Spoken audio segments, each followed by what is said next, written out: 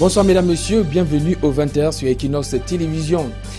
Élection des conseillers municipaux, on en reparle dans ce journal avec les pygmées de Bipindi et de Lolodorf qui sont mécontents. Ils disent avoir été lésés lors de la constitution des listes électorales au cours du scrutin du 30 septembre dernier. Conséquence, aucun pygmée ne fait partie des 50 conseillers que comptent ces deux communes du département de l'Océan. Gestion des conflits dans la région du littoral, les sous-préfets sont à l'école du renforcement de leur capacité en situation de crise. C'est depuis ce matin dans la ville de Douala.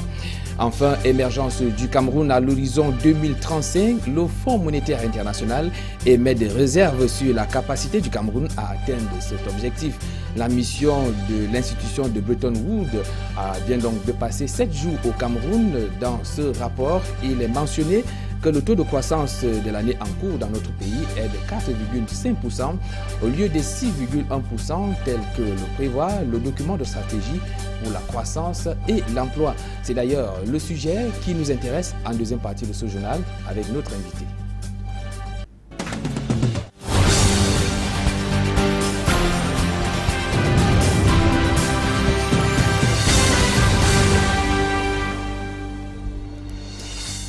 Ouvrons cette édition d'information par ce fait de société dans la ville de Douala. C'est un présumé voleur de véhicules qui médite actuellement son sort dans une cellule de la brigade territoriale d'Ogbon.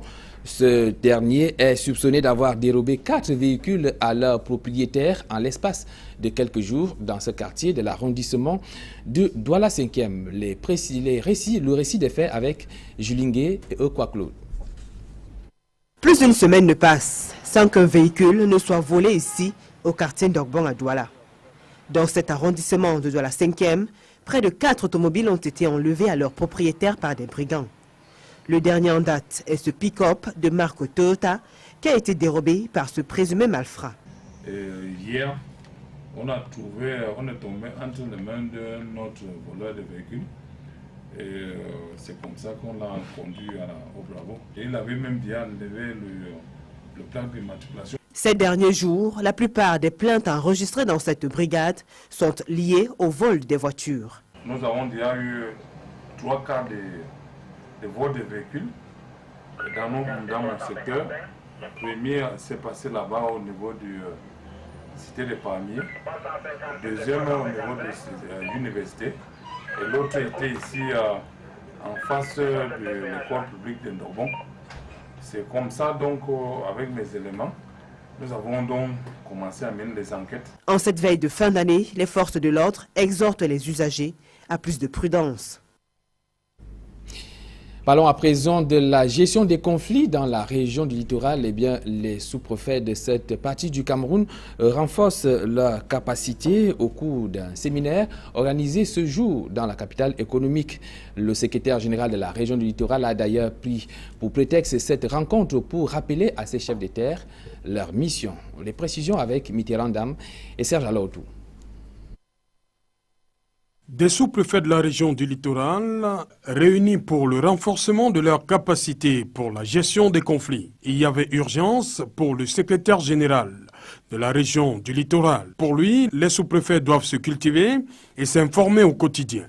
Pour les dépositaires de l'autorité de l'État, il n'y a pas de feu dans la maison. Un recadrage s'imposait. Il n'y a pas de problème. Au quotidien, les autorités administratives, dans l'exercice de leurs fonctions, rencontrent souvent quelques difficultés entre l'application de la loi et les réalités sociologiques internes. On peut parfois se retrouver en difficulté. Donc le ministre ait choisi de renforcer les capacités des autorités administratives. Je crois que c'est une très bonne chose. Ça va nous permettre d'être mieux outillés pour appliquer non seulement le droit sur le terrain, mais respecter également les droits de l'homme. Cette rencontre est l'occasion de rappeler à ce maillon de la préfectorale ses missions régaliennes. Faire respecter l'ordre public, les libertés individuelles, les droits de l'homme, les questions foncières ainsi que les limites des circonscriptions. C'est des situations assez complexes qu'il faut gérer parce que sur le plan maritime, il y a plusieurs acteurs qui interviennent dans ces surfaces et vous avez par exemple différentes administrations qui sont appelées également à travailler dans cette même zone. Donc il est plus qu'important que nous, autorités administratives appelées à coordonner et à veiller. Le travail que fait toutes ces différentes administrations pour enfin pouvoir résoudre ces problèmes et permettre que les populations vaquent librement à les occupations. Une préfectorale d'engagement et de performance passe nécessairement par l'adoption des attitudes et autres comportements qui inspirent le respect. Les sous-préfets doivent également rester proches des populations. Une proximité qui ne doit pas s'assimiler à la familiarité afin qu'à la longue, le sous-préfet ne soit pas esclave d'un clan ou d'un quelconque lobby. Toujours dans la ville de Douala, la police interdit une conférence sur la refondation de l'Union des populations du Cameroun. Cette réunion était organisée par Mboua Massok et la Fondation panafricaine des dévanciers, héros et martyrs. La note du sous-préfet de Douala Premier interdisant la rencontre parle des défauts de qualité des organisateurs. Pourtant, la FOPAB brandit un document de déclaration de la conférence qui devait porter sur le projet de refondation de l'UPC et du mouvement nationaliste camerounais. Je propose à présent de suivre une réaction de l'activiste politique Mboua Massok. Il est au micro d'Equinox Télévision.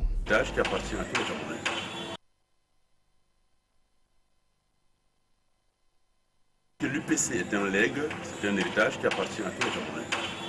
Et qui touche à l'UPC, tout problème qui touche à l'UPC touche au Cameroun tout entier. Il faut savoir qu'il y a une UPC qui a été créée en 1960, qui a été créée en 1991, à la place de l'UPC fondamentaliste.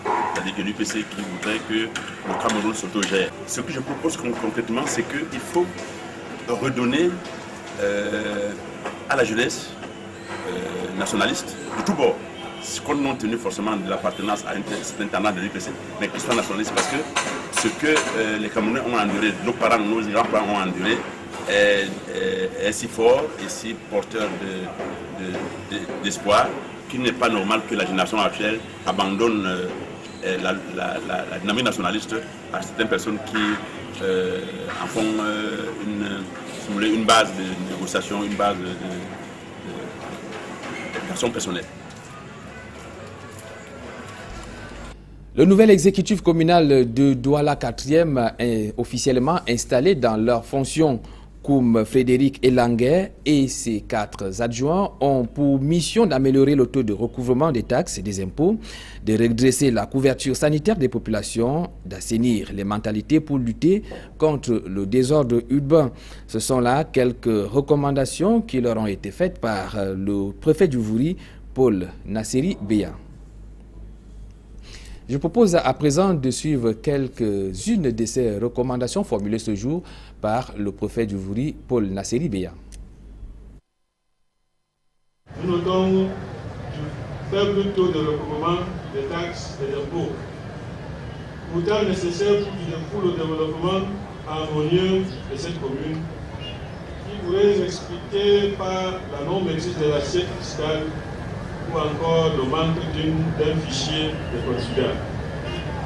De par votre formation, de par votre charisme et votre savoir-faire, je vous recommande d'assainir les mentalités dans les milieux de la loi. Soulignons que c'est à peine en collaboration avec les forces de maintien de l'ordre, avec les chefs traditionnels, avec l'autorité administrative. Eh bien, ce nouvel exécutif communal a donc du pain sur la planche. Il doit, en principe, militer pour le bien-être des populations de cet arrondissement, notamment en résolvant le problème des routes, le problème de la promiscuité, l'insécurité, sans toutefois oublier le désordre urbain. Voici ces quelques problèmes revisités dans ce reportage de Samuel Choufa et Sylvestre Hippolyte Zangaou. Bonabéry, zone industrielle à Douala, mais surtout, quartier situé dans l'arrondissement de Douala 4e, où les populations font face à plusieurs problèmes. Quelques clichés. D'abord, Ngwele Washington, où les nids de poules rendent les rues des quartiers impraticables depuis des années. Le nouveau maire, là, nous, on attend qu'il vienne nous arranger la route. Il creuse au moins des rigoles là, pour que nous soyons à l'aise. Parce que nous avions de la peine d'arriver au goudron là, à 4 étages. Nous on souffre beaucoup. Tu prends même la moto où c'est une femme grosse. Elle accouche même en route. Angolé, Washington. Ces problèmes n'épargnent pas les étudiants. Pour qu'on prenne la moto, bien on emprunte un taxi jusqu'au goudron, c'est très difficile. Le prix aussi n'est même pas fixe. Des fois quand vous arrivez là, si peut-être vous êtes avec le papa ou bien avec la maman, c'est très difficile de marcher à pied jusqu'à la maison et c'est aussi essoufflant. Par rapport à nous en tant qu'élèves, c'est difficile d'aller à l'école. Par exemple, le matin, il y a de l'embouteillage, tout le monde veut passer. Et vu l'état de la route, ce n'est pas vraiment accessible pour tous. À ceci, il faut ajouter le problème d'insécurité ou encore l'absence des points d'adduction en eau potable. À quelques minutes d'Ongwele, Washington, se dresse le quartier Forêt-Bar. Le spectacle qui s'offre aux visiteurs donne des sueurs froides, affirment plusieurs d'entre eux. Les eaux souillées, les hautes herbes et bien d'autres déchets offrent un abri confortable aux moustiques et les infections ne sont jamais loin. Fini donc les promesses de campagne. Voici entre autres chantiers qui attendent le nouvel exécutif communal de Douala 4e. Aujourd'hui, les populations sont rapidement mises à l'heure du bilan. Sur ce terrain, Sylvestre Hippolyte Zangaou, Samuel Tchoufa pour Equinox Télévision. Merci Samuel Choufa et Sylvestre Hippolyte Zangaou pour ce reportage. Eh bien, ce sont des problèmes similaires que présentent les riverains du quartier Nkolminta, toujours à Douala. Nous sommes là dans l'arrondissement de Douala 2e. Ces riverains disent vivre dans des conditions précaires. Et c'est donc un cri de cœur qui lance à l'endroit du nouvel exécutif communal de cet arrondissement. C'est dans ce reportage de Okwa Claude et Julien Gué. C'est dans cette rigole que les habitants de Nkolmitak viennent se ravitailler en eau potable. Dans ce quartier, en plein cœur de l'arrondissement de Douala 2e, les riverains sont sevrés du précieux liquide depuis plusieurs semaines.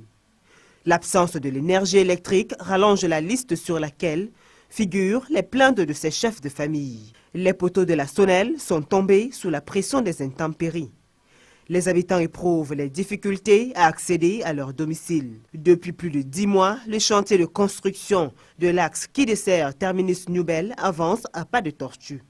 Une vitesse qui ne rassure pas les habitants. C'est normal que la population pense que nous traînons, mais ce n'est pas ça le problème. Ici, nous avons fait l'assainissement déjà sur environ 90%. Les 10 autres qui restent, ce sont les raccordements aux ouvrages de franchissement qui sont faits par une autre entreprise, mais je pense qu'ils ont presque terminé. On va donc se raccorder sur leurs éléments et ensuite, je pense qu'on a un problème de pluie. C'est ça qui nous empêche d'engager la couche de roulement. Nous sommes en novembre, mais il pleut encore comme si nous étions en octobre. Donc c'est ça qui nous ralentit un peu les activités. La population, quoi qu'on ne travaille pas, mais on avance, on réfléchit, on stocke le matériel. Dès que les pluies vont s'arrêter, on va lancer tout d'un coup. Dans ce quartier de la ville de Douala, l'on enregistre de nombreux cas de maladies hydriques et des agressions perpétrées dès la tombée de la nuit. Restons toujours dans ce registre des conseillers municipaux ou alors des exécutifs communaux qui prennent progressivement leurs fonctions. Cette fois, c'est dans la région du Sud, plus précisément à Lolodorf et Bipindi, où les pygmées de cette localité ont donc pris pour prétexte cette cérémonie d'installation de ces nouveaux maires pour décrier l'absence d'aucun des leurs en ce qui concerne donc les 50 conseillers que comptent ces deux communes. Les pygmées se disent lésés. C'est dans ce reportage de Joseph Abenabena. Cette animation est menée par les peuples pygmées. C'est à l'occasion de l'installation officielle de l'exécutif municipal de Bipindi. Les pygmées, depuis les temps anciens, ont une représentation significative ici à Bipindi, tout comme dans l'arrondissement de Lolodorf, où s'est déroulée une cérémonie similaire. Malheureusement, depuis la création des mairies, aucun pygmée n'a fait partie du conseil municipal. Une situation qui révolte ce peuple de la forêt. Normalement, dans le conseil, il devait y avoir au moins un Baguélé ou bien une Baguélé dans le conseil. Et dans ces choses-là, ça a apporté beaucoup de problèmes. Nous n'avons pas le pouvoir parce que normalement, si le Baguélé avait aussi quelqu'un qui intervenait très fort là-bas en haut, lui aussi devait avoir ses résolutions. Ni la loi qui protège les minorités, ni la prise en compte du volet sociologique du processus électoral, rien n'a pu fléchir les deux maires qui ont fait de la commune une sorte de chasse gardée.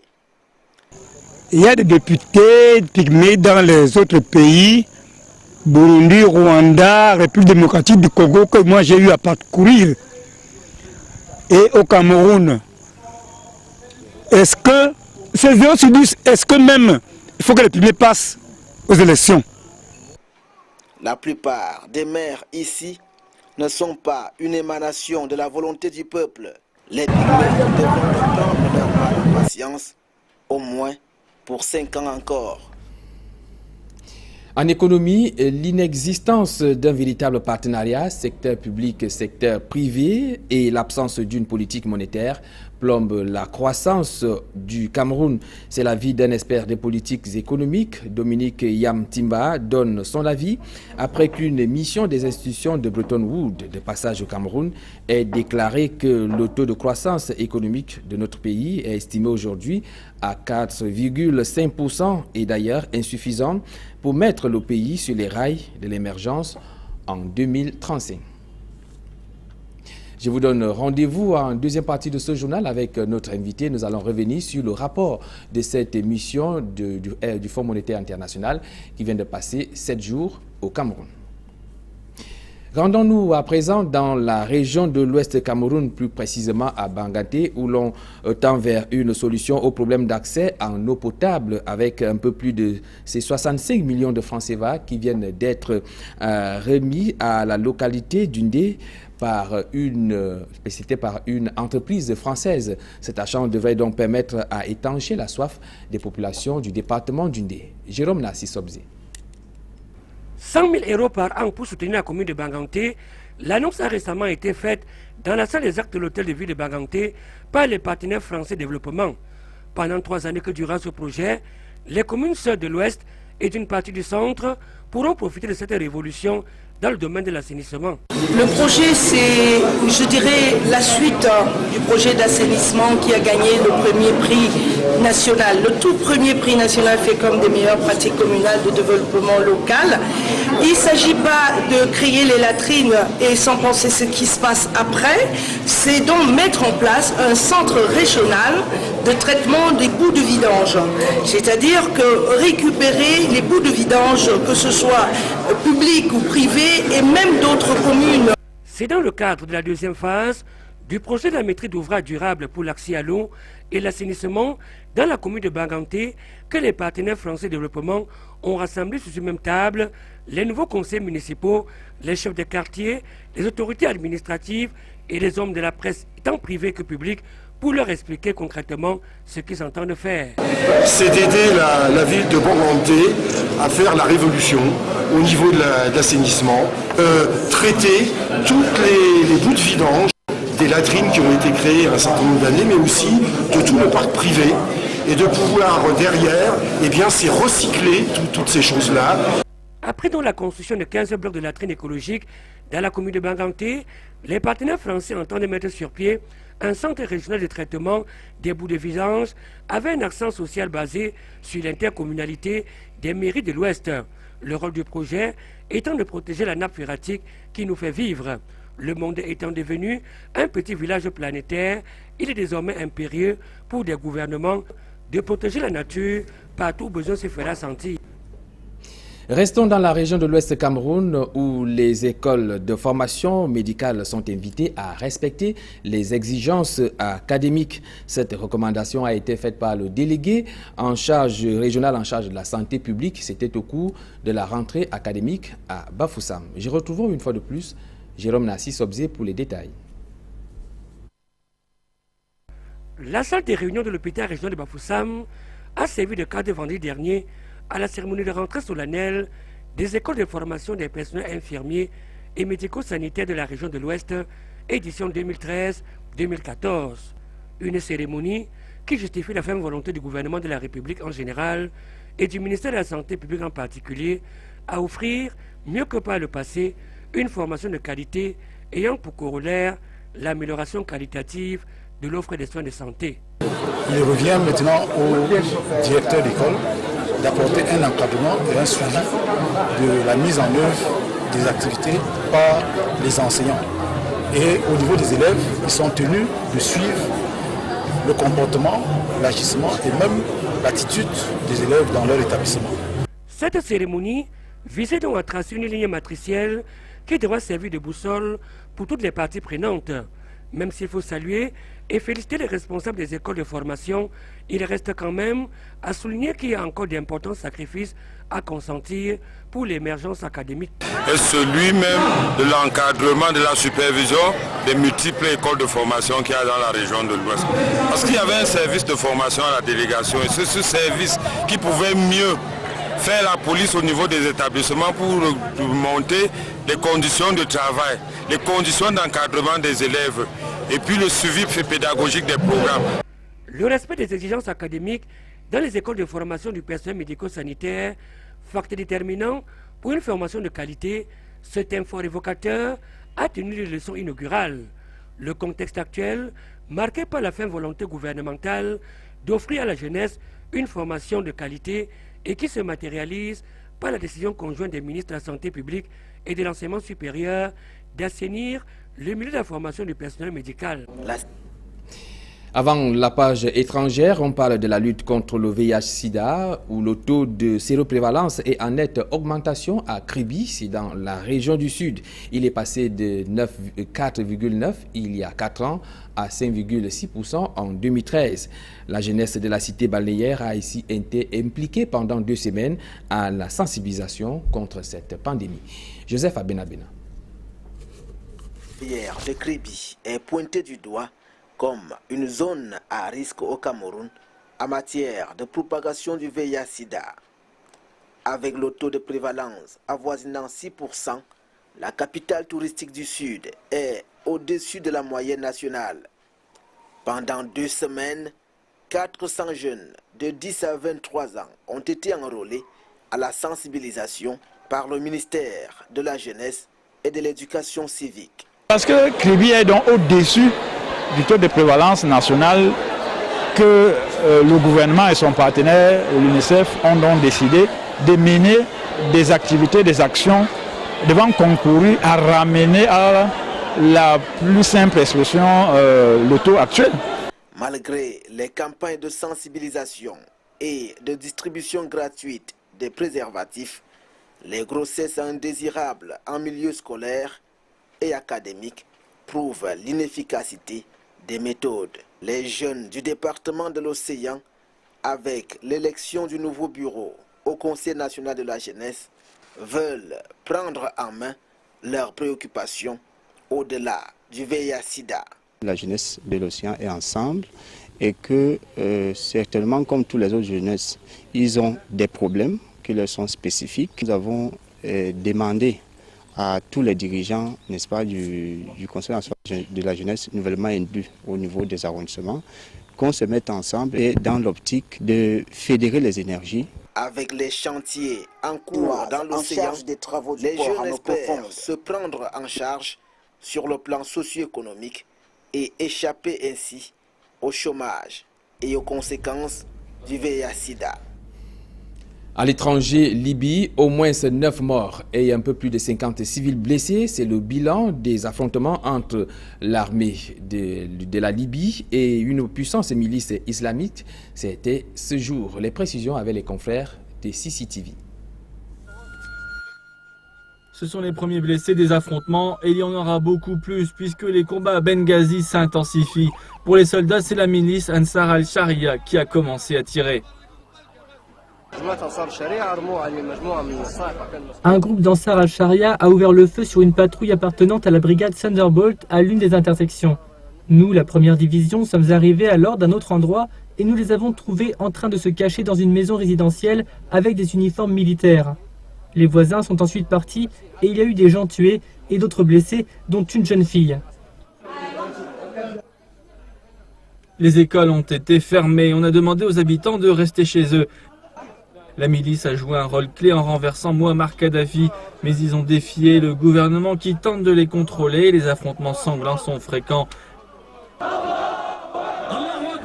La semaine dernière, des centaines de personnes ont manifesté à Tripoli contre la milice. Plusieurs groupes ont été expulsés de la capitale. Le Premier ministre libyen Ali Zaïdan était à Londres le week-end dernier pour chercher du soutien dans ses tentatives d'établir l'autorité de son gouvernement.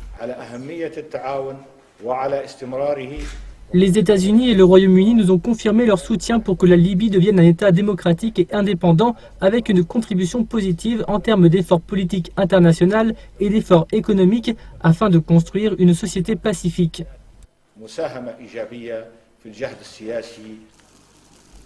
Mais ces derniers affrontements sont une nouvelle preuve de la difficile tâche qui attend Zaïdan et la Libye. Le soulèvement contre Kadhafi a commencé il y a près de 3 ans. La ville reste l'une des zones les plus instables de Libye.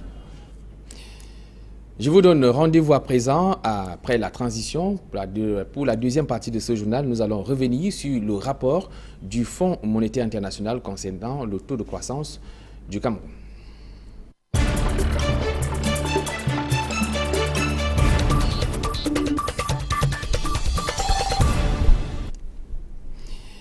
Comme je le disais il y a quelques instants, le Fonds monétaire international émet des réserves sur l'émergence du Cameroun à l'horizon 2035. Si l'on s'en tient au taux de croissance du produit intérieur brut qui cette année s'établirait d'après l'institution de Bretton Woods à 4,5%. Pour en parler, je reçois Dr Pierre Alakalaka. Bonsoir. Bonsoir, merci de m'avoir invité et bonsoir à vos téléspectateurs. Voilà, il faut rappeler justement à nos téléspectateurs que vous êtes spécialiste des questions qui concernent soit la fiscalité ou encore la finance. Et avec vous, nous allons revenir sur ce rapport. Alors, est-ce que vous êtes d'avis que les performances économiques du Cameroun sont à la traîne d'après ce rapport du Fonds monétaire international? Oui, mais merci, mais les performances du Cameroun doivent se référer au document de base, qui est le document de stratégie pour la croissance et l'emploi, qui avait prévu le taux de croissance à 6,4%. Alors, on est à 4,5%. Ça signifie effectivement que les efforts n'ont pas été fournis. On n'a pas atteint les buts et les objectifs escomptés. Mais ce qui est gênant, c'est que le FMI ne le dit pas de manière expresse. Le FMI dit c'est encourageant. Et c'est ça le drame avec le FMI, qui, lorsque ça va mal, il ne dit pas que ça va mal. Lorsque ça va bien, il dit que ça va mal. Or, aujourd'hui, nous devons être édifiés de ce que, si nous voulons atteindre le seuil de 2035 avec un pays émergent, il faudrait qu'à partir de 2016, que la croissance atteigne 2 chiffres. C'est-à-dire, à partir de 2016, nous devons commencer avec une croissance de 10%, que nous devons maintenir jusqu'en 2035, soit de manière stable, soit à la hausse. Ce n'est qu'à ce prix qu'on peut arriver à l'émergence en 2035. Mais lorsque nous regardons la courbe descendante de notre taux de croissance, qui, je rappelle, n'est pas toujours vrai, parce qu'il y a des indicateurs qui rentrent en ligne de compte et qui ne sont pas pris dans leur entièreté, étant entendu que l'économie camerounaise est dominée par le secteur informel, l'économie camerounaise est dominée par une information financière non maîtrisée, parce que lorsque vous n'avez pas l'information financière qui est maîtrisée, vous n'avez pas et l'information financière ici s'entend par la facture, la facturation des prestations et autres ventes qui sont à l'origine du chiffre d'affaires, qui lui est à l'origine de l'impôt, et l'impôt qui est à l'origine du PIB qui conséquemment entraîne à la croissance. Donc ces informations ne sont pas totalement maîtrisées dans notre pays et des informations disponibles ne nous permettent pas de conclure en réalité que nous sommes à ce taux-là.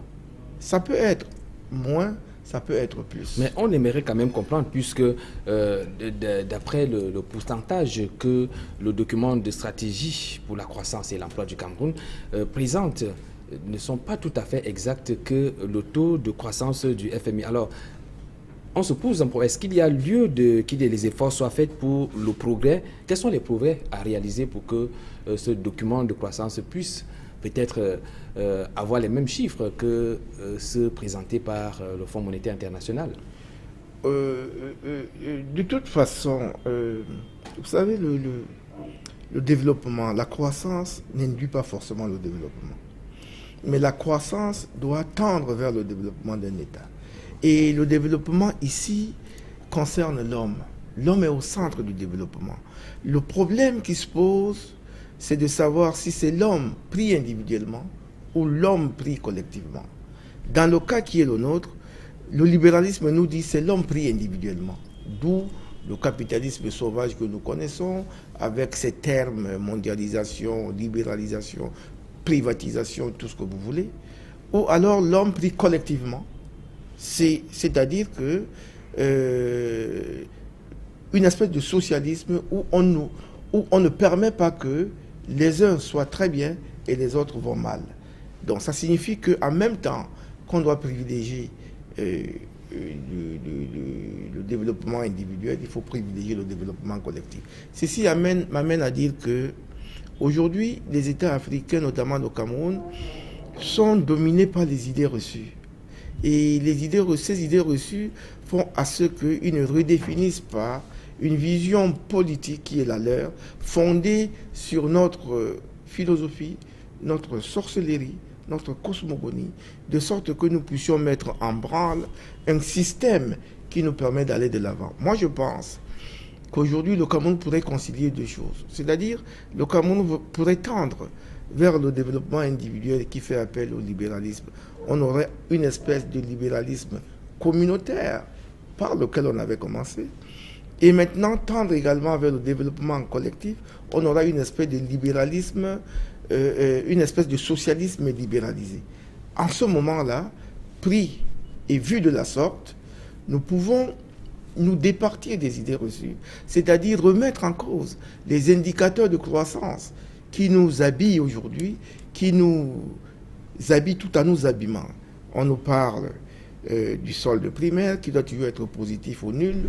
Le solde primaire, c'est que nos impôts doivent financer nos dépenses de fonctionnement. On nous parle des balances de paiement. On n'a pas des balances commerciales. Ce sont des choses qui ne nous servent absolument à rien. Alors, docteur Pierre Alaka, toujours dans ce rapport du Fonds monétaire international, ce rapport fait état de ce que le Cameroun ne devrait plus subventionner le carburant, que cette dépense n'est pas à stimuler le développement du Cameroun. Est-ce que vous êtes du même avis? Mais vous savez ma position là-dessus. Là, le FMI se trompe. Le FMI se trompe et se trompe dangereusement. C'est pour ça qu'il disait au départ... À quel niveau est-ce que le FMI se trompe? Parce le FMI se il trompe. parle quand même d'un peu plus de 450 milliards de francs CFA que l'État... C'est faux, l'État... Et puis l'État ne subventionne rien. J'ai déjà eu à me prononcer sur ce point. Quand bien même l'État subventionnerait, c'est le rôle régalien de l'État de soutenir le social dans son pays. Parce que l'impôt sert à ça. Vous savez, l'impôt a trois fonctions. L'impôt remplit une fonction financière, c'est-à-dire enrichir les caisses de l'État. C'est la seule fonction qui intéresse le FMI.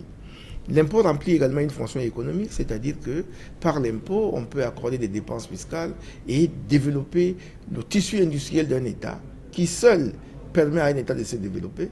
Et enfin, l'impôt remplit une mission sociale. Et cette fonction sociale de l'impôt amène l'État à jouer un rôle avec l'argent du contribuable, un rôle d'intérêt général. Alors, qu'est-ce qu'on peut Et dans tirer? ce cadre-là, le carburant fait partie des choses pour lesquelles l'État ne doit pas s'amuser. Alors, qu'est-ce qu'on pourrait tirer de profit dans ce rapport rendu public du Fonds monétaire international, notamment pour la relance de la croissance au Cameroun? C'est un faux rapport. C'est un rapport bidon. Moi, j'ai toujours dit que le FMI ne peut pas être conseiller d'un gouvernement. Parce que, à cause du FMI, on est dans cette situation pays pauvre très endetté. Et si en 1988, les ministres avaient suivi la ligne politique qu'avait définie le président de la République, je crois qu'on n'en serait pas là. Mais le président avait défini une ligne politique que nous connaissons tous en 1988. Et les ministres, par incompétence ou par manque de patriotisme, n'ont pas suivi. Et je pense beaucoup plus que c'était des ministres incompétents, incapables de mettre en pratique et en chantier ce que le président de la République venait de définir pour dire nous allons nous débrouiller nous-mêmes et nous allons nous relancer nous-mêmes, nous allons nous réajuster nous-mêmes. Mais quand le chef d'État a défini une telle politique, il revient à son gouvernement de mettre ça en pratique. Mais si le gouvernement n'a pas mis ça en pratique, eh bien, nous nous sommes retrouvés là aujourd'hui parce que ce gouvernement était incompétent. Merci. Donc le FMI ne peut pas être conseiller d'un gouvernement en Afrique, dans la mesure où avec la crise et la décadence de l'Europe aujourd'hui, on n'a pas vu le FMI agir de la même manière. Ok, merci Dr Pierre Alaka-Laka. Il faut rappeler à nos téléspectateurs que vous êtes expert en question de fiscalité. Merci d'avoir répondu à notre invitation. Mesdames, Messieurs, c'est bientôt la fin de ce journal. Retrouvez juste après la page météo et un peu plus la Massou avec tous ses invités. Merci de nous avoir été une fois de plus fidèles. Nous vous donnons rendez-vous demain à la même heure.